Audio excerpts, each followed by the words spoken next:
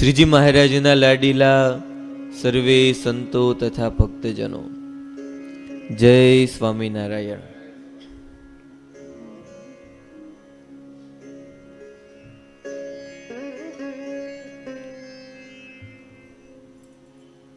કાઠિયાવાડમાં એક દુહો છે.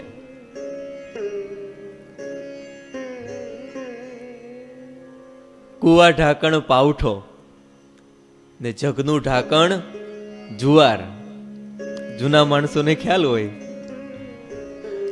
કુવા ઢાંકણ પાવઠો, જગનું ઢાંકણ જુવાર, બાપનું ઢાંકણ બેટવો, બાપનું ઢાંકણ બેટડો ને ઘરનું ઢાંકણ નાર. નર અને નારી સંસાર માંડે, પણ બેયના સ્વભાવ જો એકાબીજામાં બંધાઈ જાય તો સંસાર એકદમ વ્યવસ્થિત ચાલે.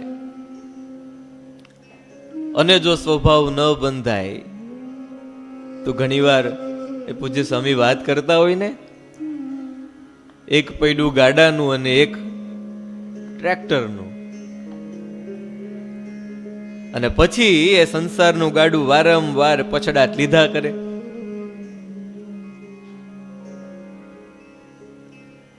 અને એનો સંસાર એ ઘાટ તો બહુ સારો હોય કે આમ કરશું ને આમ કરશું ને ઘોડે ચડ્યા હોય ત્યારે, પણ જો સ્વભાવ મેચ ન થાય તો એનો એ સંસાર છે ખારા સમુદ્રના જળ જેવો થઈ જાય.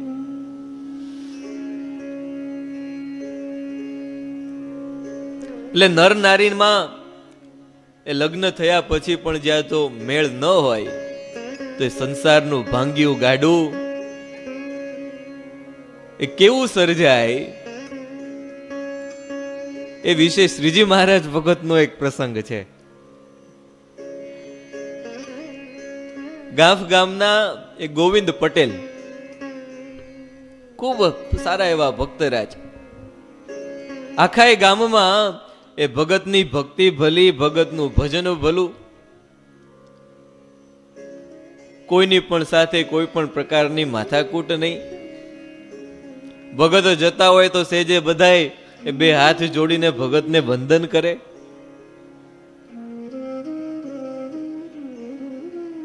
પોતાના ગામમાં કે આસપાસના ગામમાં સાધુ સંતોના એ દર્શન થયા નથી કે હૈયે અતિશય હરખાય અને સેવામાં ગોઠવાઈ જાય. પણ કહેવાય ને ઘરની થાંભલી વાંકી. એમના પત્ની રૂડીબાઈ એ પણ આખા ગામમાં પ્રસિદ્ધ. નામ રૂડીબાઈ પણ ગુણ એ ટોટલી વિરુદ્ધ. એનું નામ પડે ગામમાં ત્યાં જ બધા લોકો બોલી ઉઠે કે એલા જવા દ્યો ને, એની વાત જ નથી કરવી. એ નારાયણ પણ એનાથી એ વેગળા દૂર રહે. એ કઈ માણસ છે? એ આ તો એ ભગતને એ પૂરવની લેણ દેણે ભટકાય છે. તે ભગતને નિભાવ્યા વિના છૂટકો નથી. આમ બંનેના સ્વભાવ એકદમ અલગ. ભગત જરાક કંઈક બોલે ત્યાં બાજુથી એમના પત્નીનું શરૂ થઈ જાય, અને પછી ત્યાં બીજા કોઈનું ચાલે નહીં.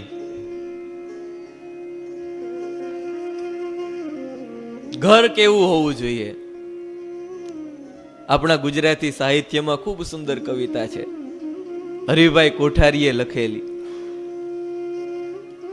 પૂજ્ય મોટા જ્ઞાન સ્વરૂપ સ્વામી એ ઘણી વાર કથામાં ગાતા હોય, પ્રભુ નાનકડું ઘર મારું સદા તારું જ મંદિર હો, પ્રભુ આનંદ રૂપે મારા ઘર વિશે વસજો, બને ઉત્સાહનું એ સ્થાન ને સૌનો વિસામો હો, સુખીને સાથ એમાં હો, દુખીને પણ દિલાસો હો.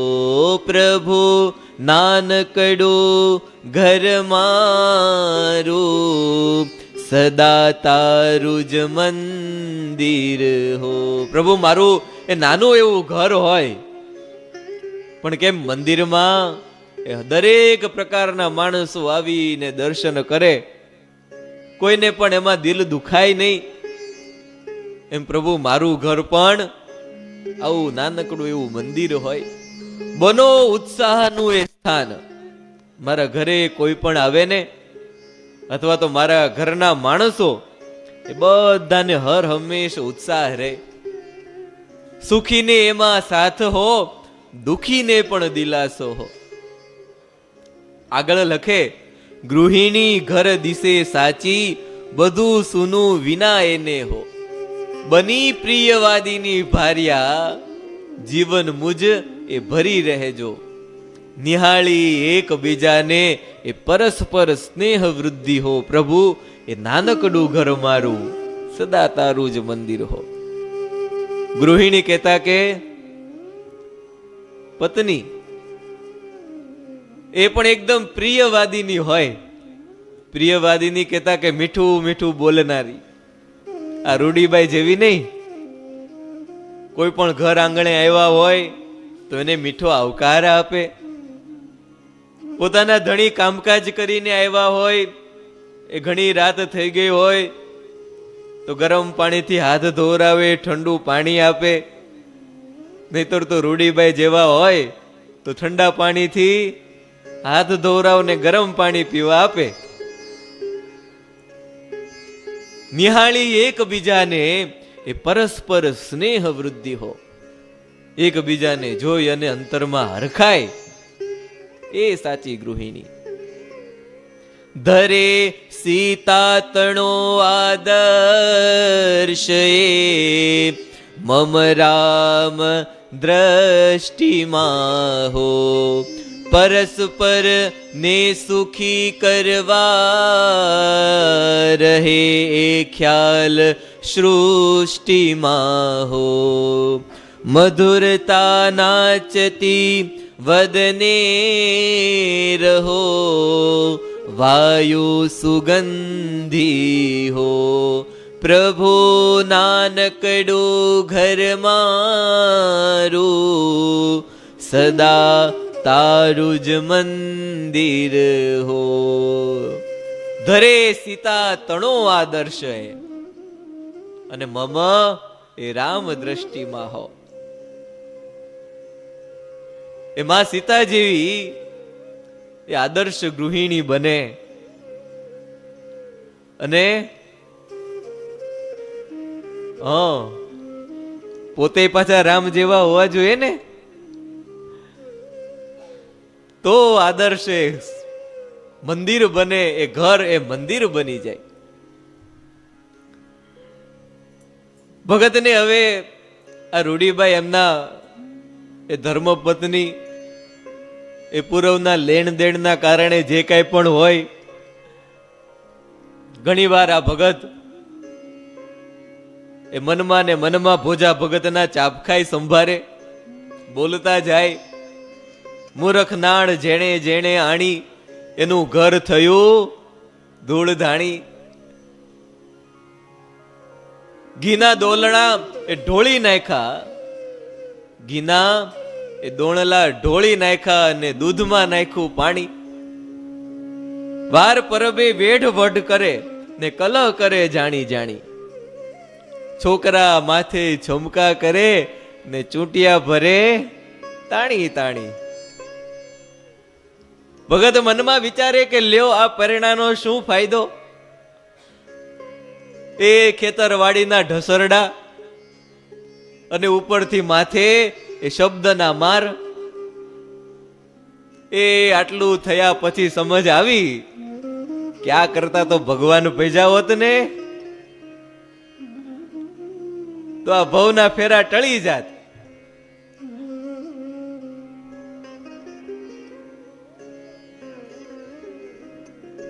તમને એમ થતું હશે ને, એ ઘણા એ મળે લગ્ન થઈ ગયા હોય ને એના 10-20 વર્ષ પછી કે સ્વામી તમે આ વાત પેલા કરી હોત ને તો મારું કામ થઈ જાતો.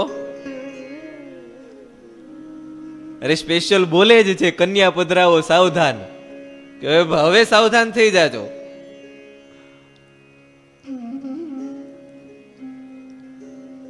પણ હવે ભગતની જેમ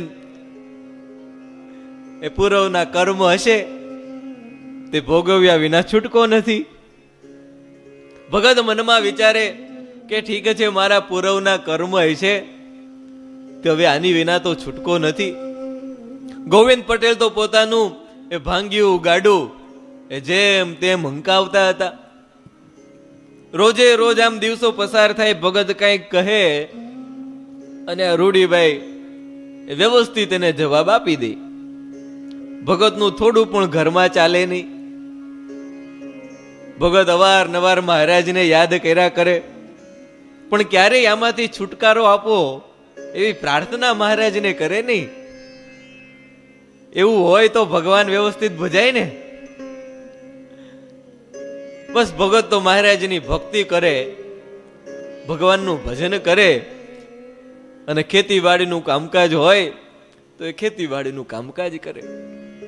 આમ ને આમ ભગતના દિવસો પસાર થાય. એમાં એક વખત ભગત એ પોતાના બળદ પાવા માટે એ હવેડી આવ્યા,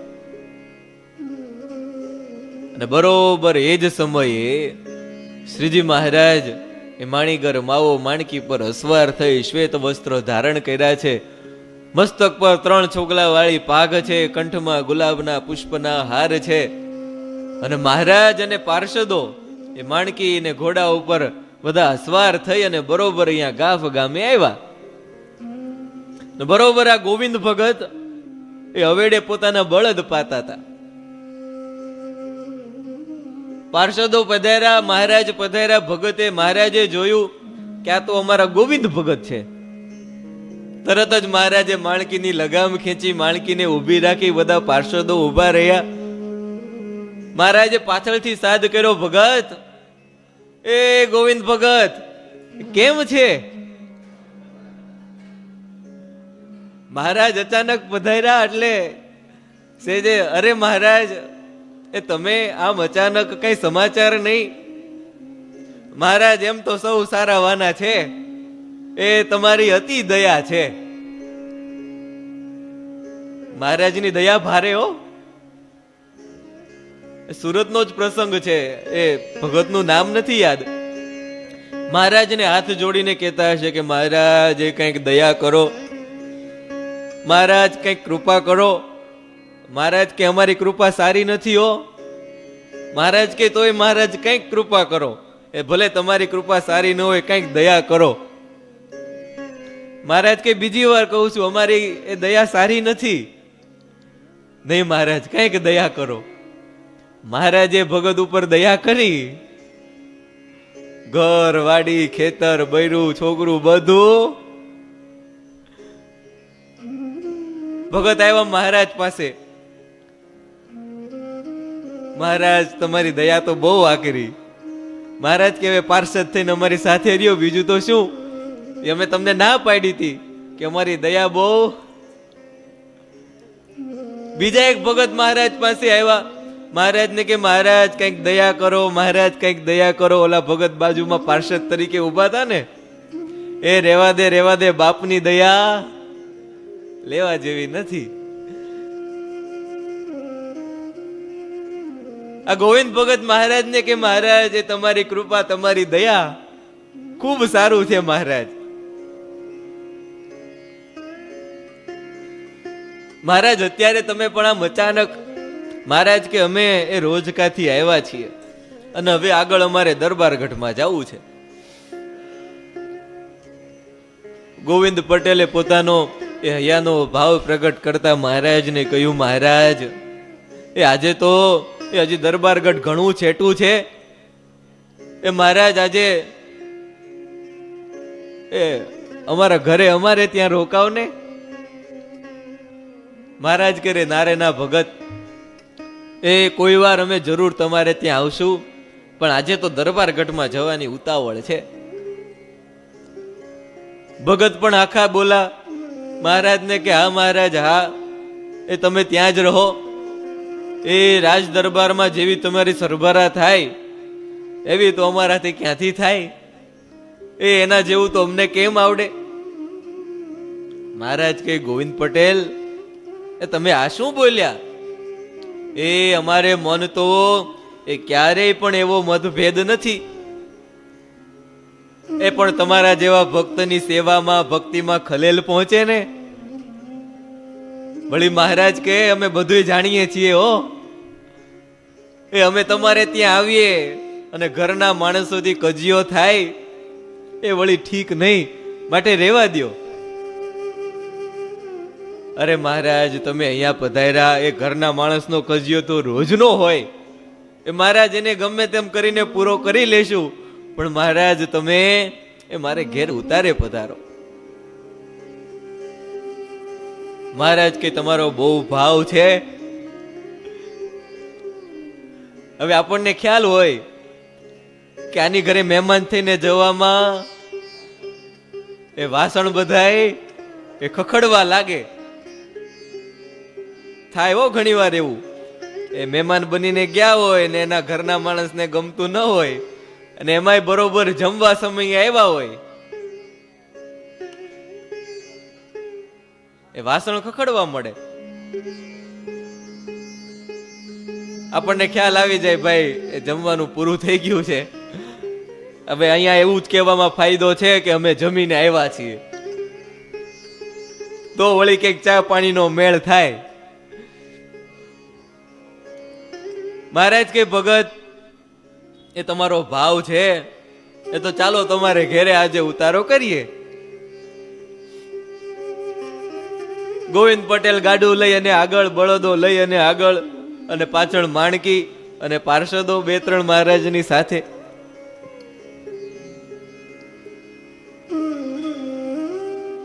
ઘરે આવી ગોવિંદ પટેલે એ બળદોને એ ઠેકાણે યોગ્ય જગ્યાએ બાંધ્યા.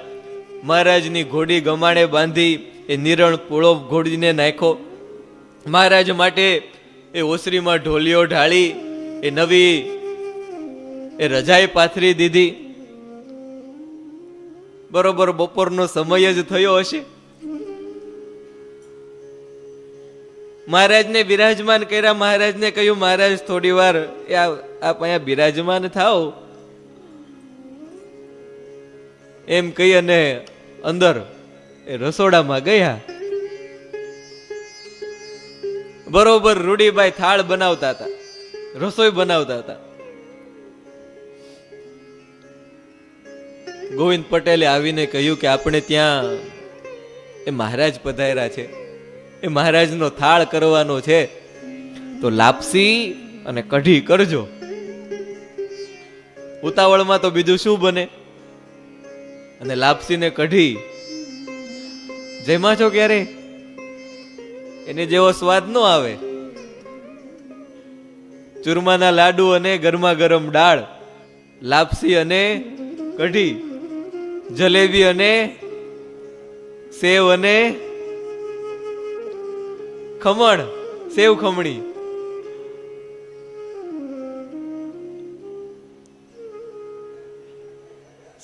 કઈક યાદ આવ્યું, કઈક બોલ્યા પણ સંભળાણું નહીં.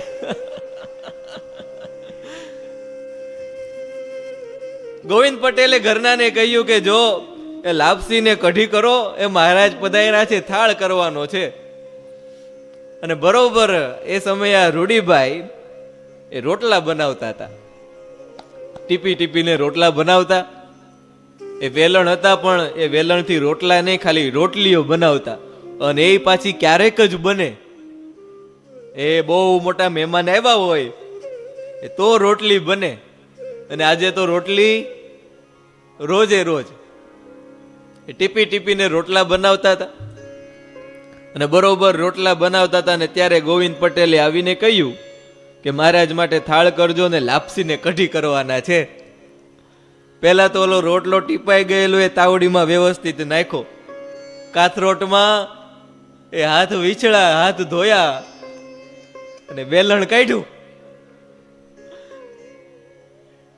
વેલણ હાથમાં લઈ અને ભગતને આમ દેખાડીને ખીજાવા લાગ્યા, એ તમે આવા ને આવા, એ ટાણે કટાણે જેને તેને લઈને આવો, એ હું કઈ નવરી છું? હવે પટેલ તો બીજું શું બોલે, કહેવાનું તો આટલું જ હોય. આ ગોવિંદ ભગત તો ઘરમાંથી બહાર નીકળી ગયા.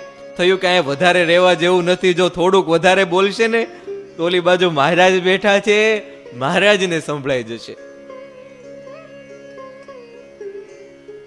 ગોવિંદ પટેલને તો હૈયાનો ઘણો ઉત્સાહ હતો કે મહારાજ પધાર્યા છે, મહારાજને જમાડશું. પણ હવે કે મેળ થાય એમ હતો નહીં. આવીને મહારાજની સામે ઉભા રહી ગયા, ચૂપચાપ કઈ બોલે નહીં. એટલે સેજે મહારાજે કહ્યું, એ ભગત, એ એવી તે શું વાત છે કે તમે આમ એ નિમાણા થઈ ગયા? ગોવિંદ પટેલ હાથ જોડીને મહારાજને કે મહારાજ, એ કદાચ તમને તો સંભળાઈ ગયું જ હશે, કારણ કે આજની જેમ એમ એ ધીરે ધીરે ન બોલતા, આસપાસના પાંચ સાત ઘરમાં સંભળાઈ જાય ને એમ બોલતા. એ ઘણી વાર એ સોસાયટીમાં ઝઘડો થયો હોય તો સોસાયટીના છેલ્લા ઘરે ખ્યાલ આવી જાય. મહારાજને કે મહારાજ, એ તમે તો જાણો છો એ ઘરનું માણસ જરાક એ હવળું છે. મહારાજ મારા કૈયામાં નથી. મહારાજ એને લાપસી ને કઢી બનાવવાનું કહ્યું, પણ મહારાજ એવું લાગે છે મેળ નહીં પડે. મહારાજ કે એમ કઈ હોતું હશે, હવે અમે તમારા ઘરે આવ્યા અને એમને પાછા જઈએ?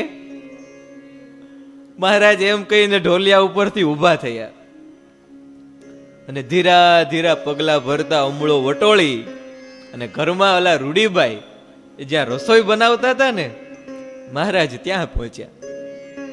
હવે તો રસોઈ બનાવવામાં, રોટલા ટીપવામાં મશગુલ હોય. મહારાજે ધીરે રહીને, મહારાજ મીઠા બોલાતો ખરા જ. કીર્તન છે ને, એ તમે મીઠું બોલીને મન લીધું રે, મીઠડા બોલાજી, હે કાઈ કામળ મુજને કીધું રે, મીઠડા બોલાજી. મહારાજે એ ત્યાં ઉભા રહીને એવી મીઠી મીઠી વાણી બોલા. મહારાજ કે અરે રે રૂડીબાઈ, એ તમે તો ઓલા એ ડાયા પટેલના દીકરી કે નહીં? એ ડાયા પટેલના બાપા ધરમસિંહ પટેલ, એના બાપ રણછોડ પટેલ, અને તમારે ઘરે તો એ 7 પેઢીઓથી સત્સંગ છે, અને આ તમારું ઘર છે. આશ્ચર્ય તો કરવું પડે ને. મહારાજ કે આ તમારું ઘર છે? એ અમે તો આ પેલા વેલા તમારે ઘરે આવ્યા હો, તે આજે તમારી ઓળખાણ થઈ. અને રૂડીબાઈ, એ તમારા માં એ સોનબાઈ નો તો અમે, સોનબાઈ ના હાથનો તો અમે ખૂબ રોટલા જેમાં છીએ. એ આ તો તમારો અવાજ થયો, એ અવાજથી તમને ઓળખા, અને તમારી માનો અવાજ પણ તમારી જેવો જ. એમ કહી અને મહારાજે તો રૂડીબાઈ ના પિયરની 7 પેઢીના નામ દઈ અને વખાણ કર્યા. અને હવે પિયરના વખાણ થાય પછી તો પાણી પાણી થઈ જાય, લાપસી જ થાય.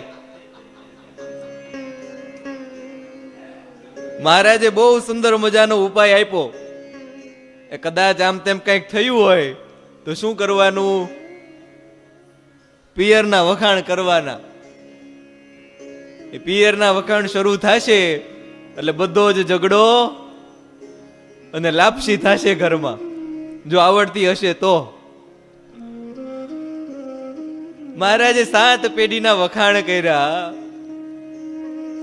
અને આ રૂડીબાઈ તો પાણી પાણી થઈ ગયા. મહારાજે ઉપરથી કહ્યું કે રૂડીબાઈ, એ તમે એ 7 વર્ષના હતા ને, એ ત્યારે તમને જોયેલા, અને વળી આજે એ તમને ફરીથી જોઈએ છીએ. આમ મહારાજે મીઠું મીઠું બોલી અને રૂડીબાઈને તો બરાબર ના વશ કરી લીધા. તરત જ રૂડીબાઈ મનમાં એ મહારાજને બોલી ઉઠ્યા, અરે રે, હાય હાય, એ હું તો મલકમાં ભૂંડી ગણાવ છું, તે કઈ સમજ પડી નહીં. મને તો એમ હતું કે કોઈ રાજનો માણસ લઈને આવ્યા હશે, પણ આ તમે તો મારા બાપને ઠેકાણે છો. એ મુય આંખ ઉઘડીને જોતી નથી અને મગમાં એ મોઢામાં એ મગ ચોખા ભરવા માંડી, જેનું તે બોલવા માંડી. પણ ઓલોય એ મોઢું ફાડીને એ ભાઈડોય બોલતો નથી કે આજના મહેમાન તો અમૂલા છે, અને ઉપરથી બહાર આવી અને તમારી પાસે એ મારું વગોણું ન બોલવાનું બોલે છે. એમ કહે છે કે ઘરનું માણસ અવળું છે. એ બળ્યો મારો આ ભવ, તે મને આવો ભાઈડો મળ્યો. એ હું તો ઠરી જ નહીં, તે આખા એ ગામમાં મારું વાકું વાકું બોલીને મને તો વગોવી નાખી છે. હવે બેયને પોતાનો પક્ષ તો મૂકવો પડે ને મહારાજની સામે. મહારાજ કે રૂડીબાઈ એ ઠીક છે, એ હવે જવા દો, એ બધી વાત પસ્તાવો ન કરો. એ તો પૂર્વના લેણ દેણ એ સૌ ભેગા થયા હોય.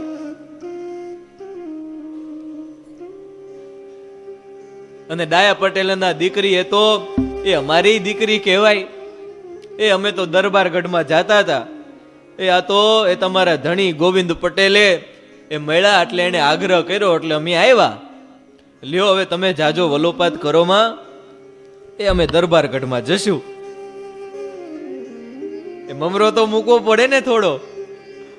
મહારાજ કે અમે લ્યો દરબારગઢમાં નીકળ્યા બસ. રૂડીબાઈ કરે, અરે મહારાજ, એમ કઈ તમારાથી જવાય ખરું? એ તમે દીકરીના આંગણે આવો અને ભૂખા જાઓ, એ તો મહારાજ હું વધારે ભૂંડી દેખાવ. મહારાજ હવે તો એ ઓસરીથી હેઠે એક ડગલું મૂકવાનું નથી. મહારાજ હમણાં જ તમારી માટે થાળ કરી દો. એમ કરી એ બાજુમાંથી એ બ્રાહ્મણ ભાઈને બોલાવી એ ફક્ત લાપસીને કઢી નહીં, પણ શીરો, પૂરી, ભજીયા, દાળ, ભાત વગેરે થાળ કર્યા. મહારાજને અતિ હરખથી જમાડ્યા. મહારાજે આખી રાત ત્યાં ઉતારો કર્યો, સવારે ચાલવાની તૈયારી કરી, રજા માંગી. રૂડીભાઈ એ ફરીથી ફળિયામાં આવીને મહારાજની આગળ ઊભા રહી ગયા. મહારાજને કહ્યું, મહારાજ એ આવો સવારનો ટાણો તમે એ ભૂખા જાઓ.